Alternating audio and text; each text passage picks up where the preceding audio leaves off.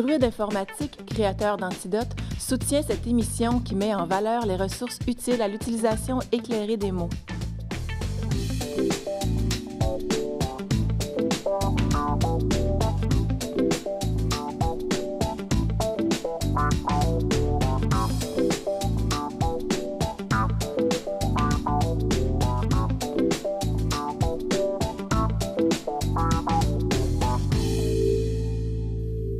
L'interprétation, on connaît ça surtout comme un musicien qui interprète une partition ou un comédien qui interprète un texte de théâtre, mais il y a aussi les interprètes qui interprètent les messages d'une langue à l'autre et ça crée tout un univers. Il y a différents types d'interprètes dans ce genre-là.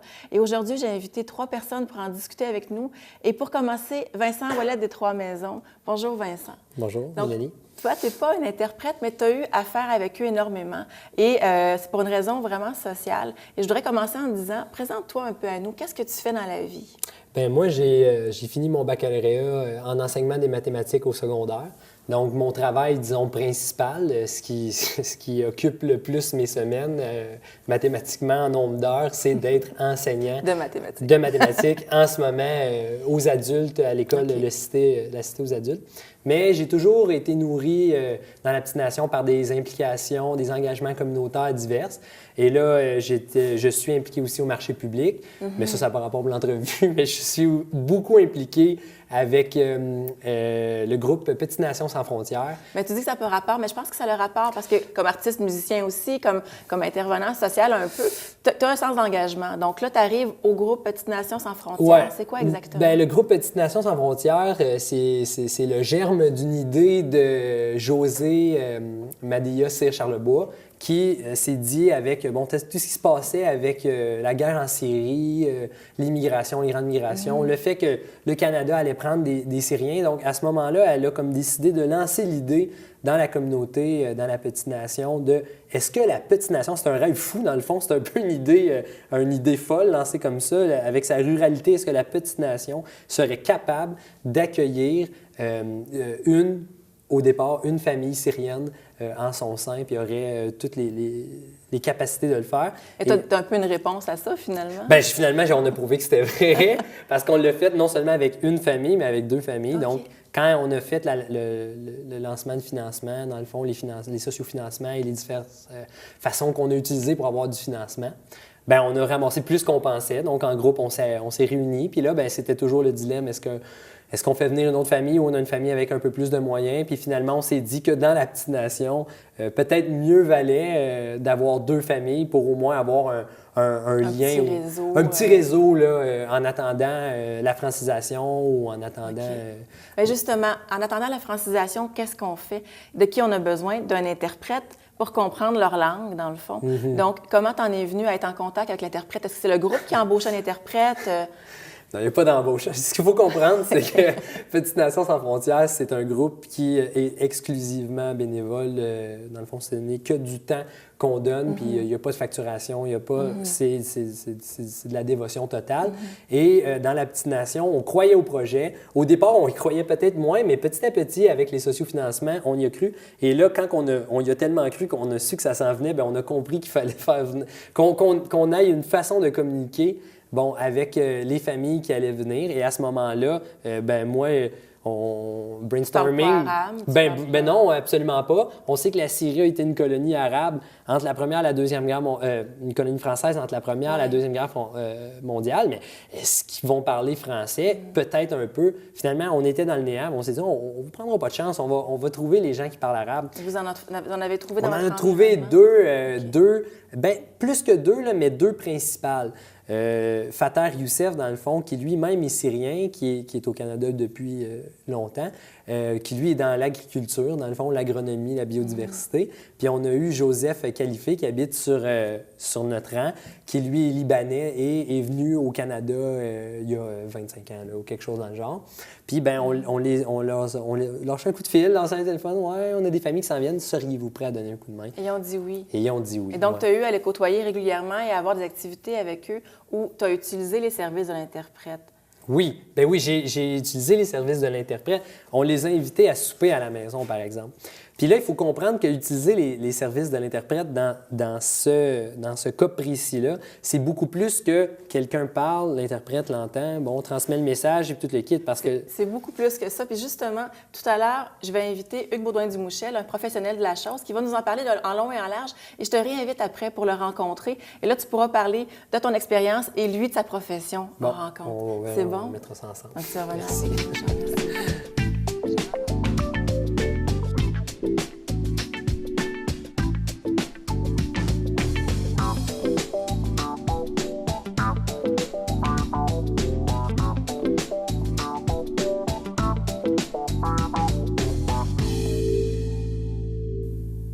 Regardons maintenant de quoi il s'agit au juste que l'interprétation avec Hugues Baudouin-Dumouchel, un spécialiste de la chose puisqu'il est interprète de conférence. Bonjour Hugues. Bonjour.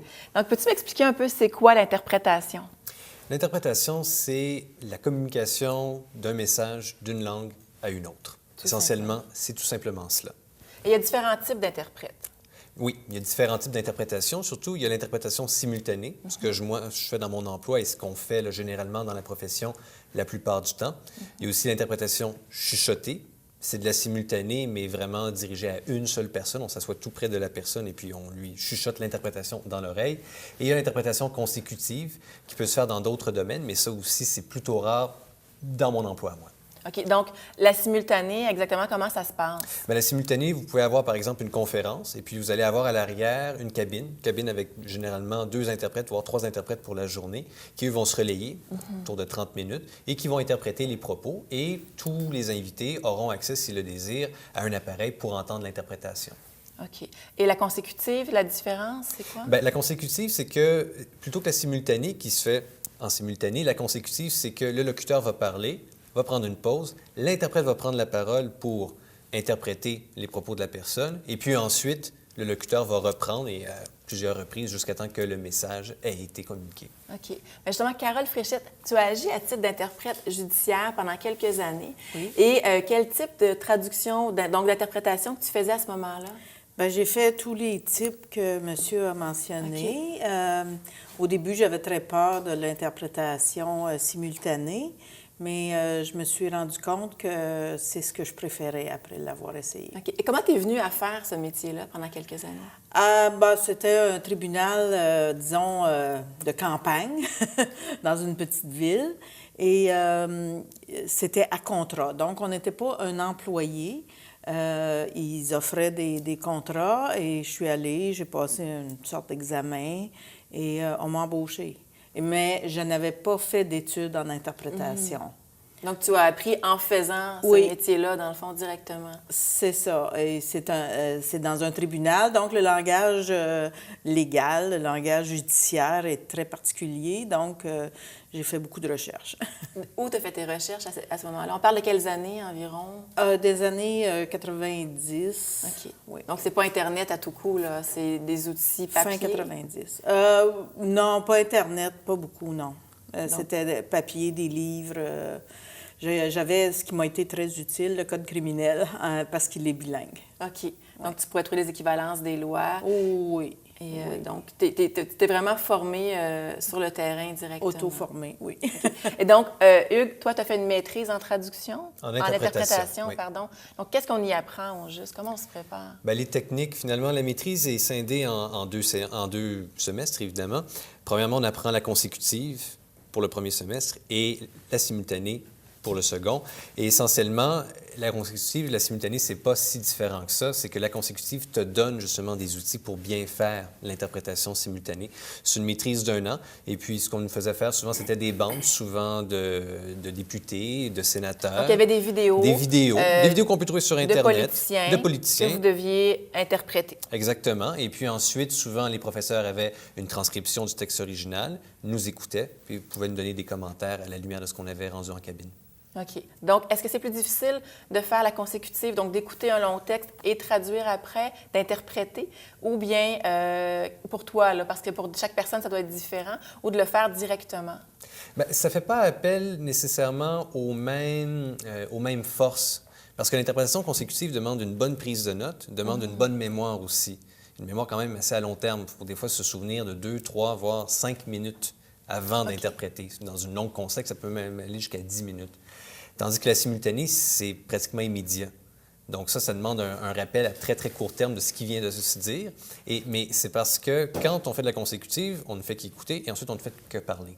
Dans la simultanée, on écoute, on traite l'information, on la traduit, on la dit, et pendant ce temps-là, on s'auto-écoute pour s'assurer que ce qu'on dit a du sens et on continue à écouter ce que la personne nous dit. Tout ça en même temps. Tout ça en même Ou temps. presque. À peu près. C'est pas instantané, mais c'est pas loin. C'est presque instantané. On l'a appelé longtemps la traduction instantanée, la traduction simultanée. Au début, quand justement ça a été mis en œuvre à la Chambre des communes en 1959, Diefenbaker avait justement promis la traduction qui s'appelait à ce moment-là la traduction instantanée. Le vrai terme maintenant, c'est l'interprétation simultanée.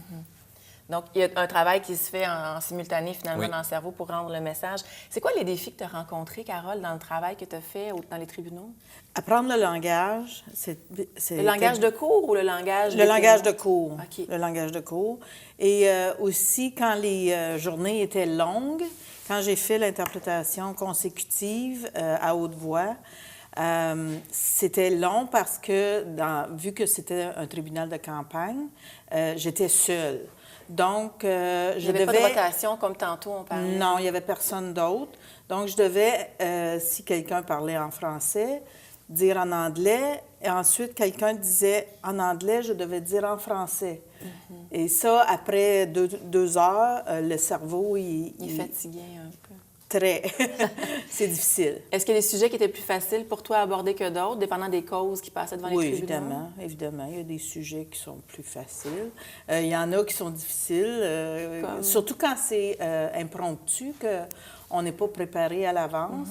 Comme vu que c'était campagne, il y avait beaucoup d'agents de la faune et souvent, c'était des causes de braconniers, de pêche et de... Et toi, tu pêches pas dans la vie, tu degrés chasses de pas. pêche que je ne connais absolument pas. Alors, oui, quand j'aimais pas ça, quand je voyais entrer les agents de la faune. Tu as dû apprendre beaucoup de choses comme ça. Oui.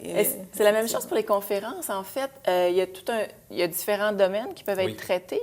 Comment on se prépare à interpréter une conférence en particulier? Mais justement, pouvoir être bien documenté, bien renseigné sur le sujet dont on va traiter, c'est primordial parce qu'on n'est pas des experts. Il n'y a pas d'interprète qui peut vraiment se spécialiser dans un domaine. On a tous des domaines fétiches, bon, mais on ne peut pas vraiment se spécialiser. Un jour, ça peut être, on va parler justement de pêche, et puis d'agrès, puis de poissons. Et puis les noms des poissons en français puis les noms des poissons en anglais Totalement n'ont différent. aucun rapport l'un avec l'autre. Et puis le lendemain, on peut parler d'un autre domaine, la santé, par exemple. Ensuite, le 3e jour, ça peut être une conférence juridique. Donc, il faut toujours bien se documenter, bien se renseigner. On sait à l'avance le sujet, donc Oui. on a du travail à faire à la maison avant ou au bureau, avant d'arriver dans le feu de l'action. Mais dans le cas d'une conférence, bien souvent, il y a, par exemple, des mémoires qui existent déjà, il y a des présentations qui existent déjà. On a, par exemple, l'ordre du jour ou le procès-verbal de la réunion précédente. Donc, juste ça contient du vocabulaire, ça contient de l'information, ça nous permet de comprendre, de savoir aussi pour qui on interprète. Parce qu'une partie du succès en interprétation, c'est d'être bien documenté, mais aussi de connaître notre client.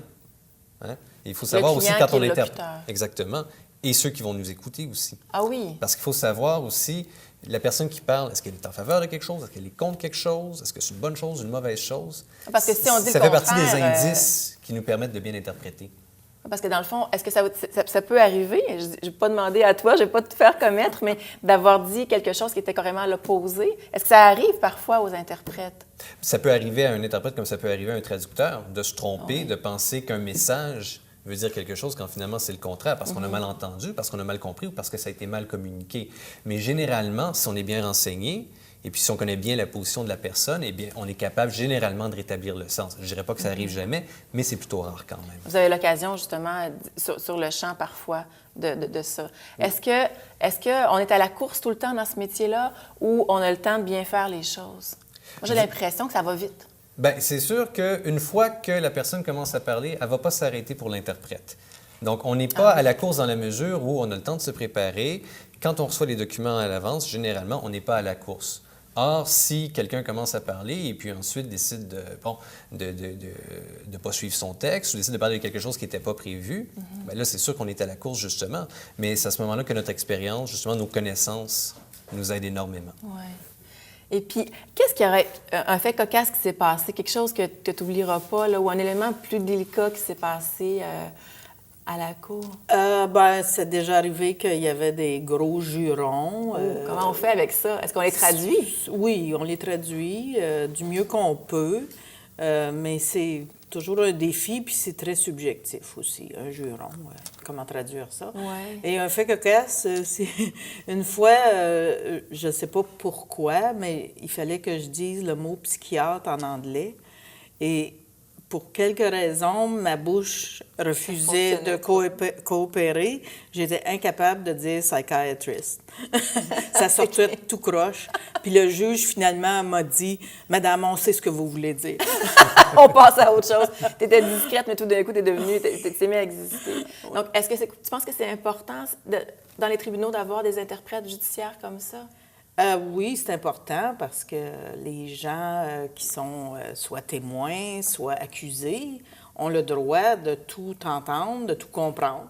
Donc, oui, pour avoir... Aussi, j'imagine, comme dans le contexte C'est prévu social. dans la loi sur les langues officielles, entre autres. Par exemple, si l'interprétation ne fonctionnait pas à la Chambre des communes pour des pépins techniques, la Chambre des communes est censée arrêter ses délibérations à ce moment-là, séance tenante. Donc, nous, c'est bien sûr inscrit dans la loi. Et puis oui, c'est important pour les politiciens, et puis dans le cas des conférences, par exemple, justement, pour que les conférenciers puissent se comprendre, puis que tout le monde, finalement, soit sur la même longueur d'onde et soit sur le même pied d'égalité, pour pas que quelqu'un qui parle une langue soit désavantagé simplement parce que cette personne-là, francophone ou anglophone, est unilingue. Donc, finalement, il y a vraiment une zone démocratique associée au métier que tu fais au quotidien, finalement, et que tu as fait pendant quelques temps. Je vous remercie beaucoup. Tout à l'heure, je vais te garder, Hugues, pour discuter avec Vincent de l'expérience qu'il a vécue dans le contexte social, donc un interprète d'accompagnement, c'est ce qu'on dit dans ce cas-là? Interprète communautaire, souvent. Communautaire, d'accord. On va en discuter de ça plus tard. Merci beaucoup, Carole. C'est un plaisir.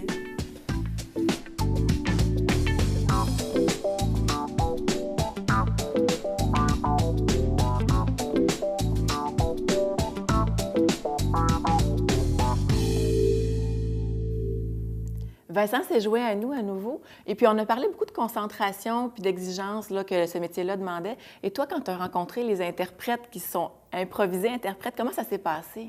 Bien, ça a été... Moi, j'ai rencontré la famille Syrien la deuxième journée. Dans le fond, la première journée qu'ils sont arrivés, j'ai pas pu être là. Les interprètes étaient là, du moins un. Puis, je suis allé présenter... Ma première rencontre, ça a été de présenter l'autre interprète.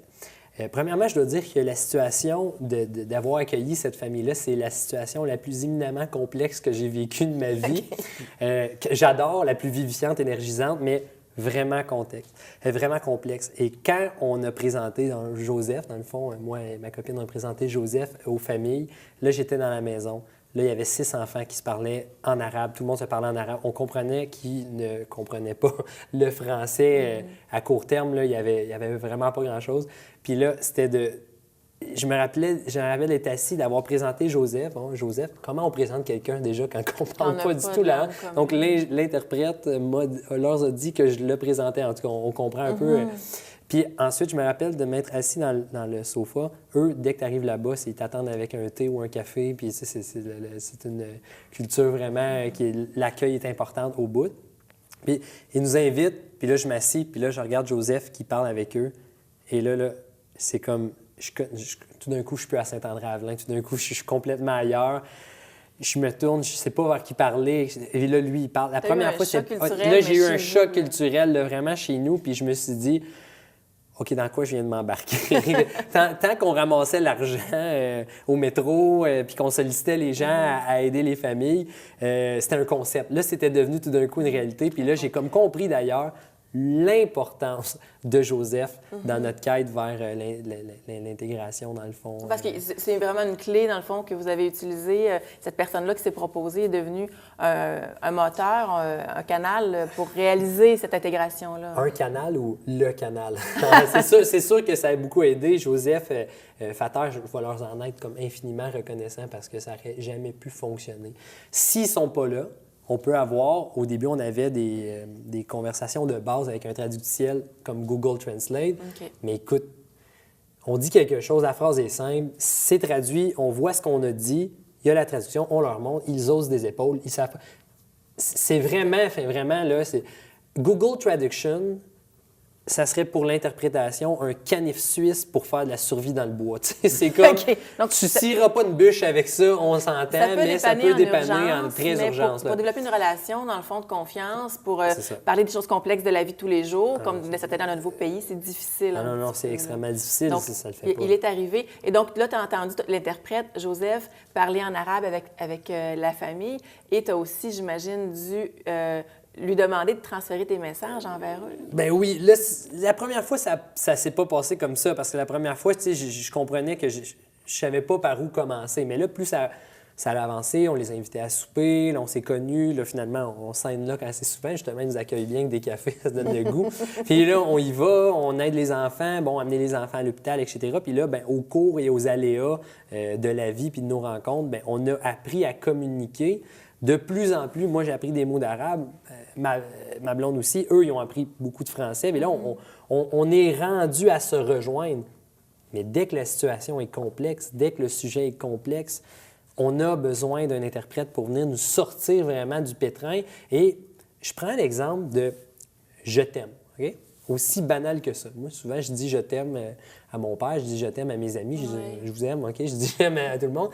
Mais si je prends Google Translate, puis je dis « je t'aime » ou « je vous aime » à la famille, La connotation. c'est quoi la connotation de l'autre côté? Fait qu'on parle un message complètement simple. Alors, et là, on parle pas d'un sujet chaud, on parle de dire « ben, je vous aime, à la prochaine ». Donc, si on a la sensibilité de ne pas vouloir brusquer l'autre, on n'a pas le choix de travailler avec un interprète. Parce que dans le fond, tu travailles avec la culture de l'autre personne aussi. Puis ça, dans le quotidien, est-ce que ça arrive des fois dans le travail qu'on doit être sensible à la culture de l'autre dans la façon qu'on va rendre le message? Bien, à la culture de l'autre, puis aussi à tous les référents culturels et populaires. Nous, en interprètes simultanés au Canada, il faut connaître tant la culture de base que la culture d'arrivée. Il faut connaître la culture québécoise, mais aussi la culture canadienne-anglaise. Par exemple, quelqu'un qui, dans une conférence, fait une référence, je ne sais pas, moi, on va dire à Elvis Gratton, bien, ça demande de trouver un équivalent, au moins de comprendre ce que, justement, l'autre veut dire. Mais qu'est-ce qu'on fait dans ce temps-là? Si Elvis Gratton est totalement inconnu pour l'autre personne, l'autre culture. Ça serait à ce moment-là de l'expliquer. À la base, l'interprétation, c'est juste de la communication. On peut essayer de penser à des équivalents, puis tel mot, ça veut dire tel mot, puis si j'entends tel mot, il faut absolument que je dise telle affaire. Mais c'est pas nécessairement ça, c'est simplement de communiquer le message. C'est comme quelqu'un qui est, par exemple, radin. On peut le traiter de harpagon si on est français hexagonal. On peut le traiter de séraphin. On peut aussi le traiter de cheap. Ça dépend justement à qui on s'adresse. Pourvu que le message passe. Pourvu que le message passe. Connaître la culture de l'autre. Oui. C'est important. Exactement. Est-ce qu'il y a eu des moments, justement, à part cette fois-là, où la culture est devenue quelque chose d'important dans votre communication, que Joseph t'a aidé à comprendre qu'il fallait ou il fallait pas? Ou... Ce qui arrive avec notre modèle, nous, à dimension vraiment humaine, bon, qu'on s'arrange, on est une organisation de la société civile, Joseph vient, on s'assied, on jase, on discute, Ce qui arrive, ce que je trouve que, oui, vraiment, parce que des fois, je vais dire à Joseph, tu peux leur dire ça, puis là, des fois, il s'arrête, puis il va dire, écoute, je vais le dire comme ça. Est-ce que ça te convient? Parce qu'il comprend que ma première façon de le dire, soit A, ça passe pas dans l'autre culture, soit B, il n'y a aucun référent culturel, puis ils ne comprendront pas du tout qu'est-ce que je voulais dire. Je vais donner un exemple, OK? L'utilisation du mot « cash », OK? Nous, on a dit, par exemple, si vous trouvez un travail, par exemple, il pourrait vous payer soit cash. Moi, j'ai dit ça, soit cash, OK? Donc, mais je voulais dire cash en voulant dire que tu as un spécimen de chèque que tu as donné, tu as des informations bancaires, etc. C'est pas au noir. C'est cash en voulant dire des billets de banque. Or, dans la connotation, ça voulait dire travailler au noir. Donc, vraiment, le travail de l'interprète, à ce moment-là, ça a été de dire non, cash. Pour eux, c'est travailler au noir. Puis tu veux pas qu'ils travaillent au noir? Non, je veux pas qu'ils travaillent au noir. Je veux pas qu'ils travaillent au noir. OK, bien, dans ce cas-là, je vais dire en liquide. Bon, fait qu'il va traverser, Donc, il t'a vraiment accompagné. Dans le fond, c'est beaucoup un travail d'accompagnement communautaire, communautaire, pour comprendre leur culture puis le contexte, dans le fond, de ce que tu disais. Mais même s'il n'était pas spécialisé, il était sensible à ça. Il était sensible à ça parce qu'il est quand même né là. T'sais, nous, on est chanceux d'avoir des interprètes qui viennent d'une région similaire du monde. Le Liban, c'est pas la Syrie.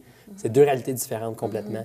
Mais c'est proche. Puis dans les Arabes, il existe, puis là, je suis assez néophyte dans la matière, mais il existe 4 grands courants d'Arabes. Bon, tu as l'Arabe du Maghreb, l'Arabe plus persique, tu vas avoir l'Arabe du nord du Moyen-Orient avec, Syrie-Liban. Lui connaissait un peu ses Puis contextes. lui, ben c'est ça, il connaissait le contexte. Puis lui, il habitait pas si loin de la frontière ou de la Syrie. Puis il était allé là, déjà là, en Syrie, il connaissait le contexte. Et l'autre Fatah, ben, lui, il venait littéralement de la Syrie. Mais on aurait pu avoir, par pur hasard, un Marocain qui serait arrivé avec sa propre culture, sa propre nourriture, sa propre... Pour nous, on a la mauvaise idée de mettre toutes les personnes qui parlent arabe, par exemple, dans le même panier, alors que c'est une des langues les plus parlées dans le monde. Donc, on figure qu'il y a un éventail incroyable de gens qui parlent arabe. Est-ce qu'un Québécois est un Français? Est-ce qu'un Français est un Sénégalais? Il y a tout un monde, il y a tout un système, il y a des us et coutumes. Nous, on a eu la chance d'avoir des gens qui venaient relativement de proches pour nous aider à naviguer à travers ça. Ouais. Pour terminer, j'aimerais bien que tu me dises qu'est-ce qu'on méconnaît du métier en quelques mots. Mon Dieu, c'est une bonne question. Je pense qu'on ne se rend pas compte à quel point, surtout en simultané, interpréter des chiffres, c'est pratiquement impossible. Oui, des chiffres. Parce que si tu me dis un mot, les mots qui vont suivre, là, il y a des co-occurrents naturels qu'on connaît dans la langue française. Donc, des mots qui se retrouvent souvent ensemble, qui nous aident à comprendre. Ou en anglais, là, selon le cas. Tandis qu'un chiffre, ça peut être n'importe quoi. Il y a littéralement une infinie de possibilités. Donc, le chiffre, il n'y a rien auquel se rattacher, sauf le chiffre. Donc, j'ai beaucoup de collègues, par exemple, qui, eux, doivent absolument, impérativement écrire le chiffre quand ils l'entendent pour pouvoir l'interpréter là, dans la seconde qui suit. D'autres comme moi, je ne suis pas capable d'écrire en même temps que j'interprète, donc j'essaie de me souvenir du chiffre. Souvent, on est deux en cabine, donc c'est le collègue en cabine qui va justement écrire le chiffre. Ça, on voit ça souvent, surtout quand il y a beaucoup de chiffres, quand il y a une déferlante, là, ça aide énormément. Les chiffres, les noms, les lieux. C'est très drôle. Permets-moi, prof de mathématiques, ce qui est dur à traduire, c'est les chiffres en interprétation. Merci beaucoup, messieurs, d'avoir été avec nous aujourd'hui. Merci. Merci beaucoup.